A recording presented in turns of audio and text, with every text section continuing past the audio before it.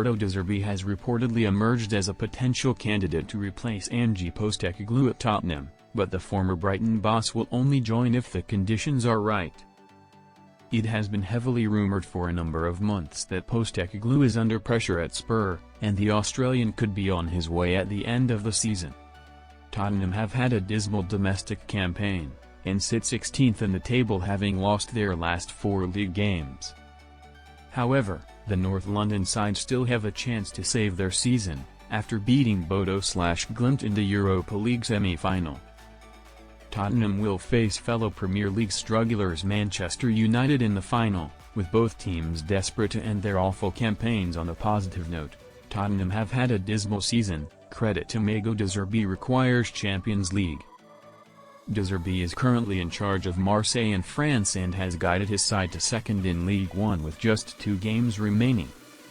More Football Insider stories. The 45-year-old has had ambitions of managing in the Champions League and looks set to achieve his goal with the French side. Position: team games played, points 1 PSG, C32782, Marseille 32593, Monaco 32584, Nice 3257. Marseille are second in Ligue 1, according to reports in Gianluca Di Marzio. 8th of May, De Zerbi wants to stay at Marseille for their European campaign, rather than moving to Spurs.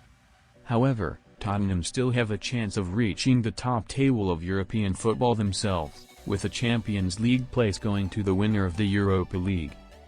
If Spurs were to win the final, then former Brighton boss De Zerbi would be able to move to North London and still realize his career ambitions.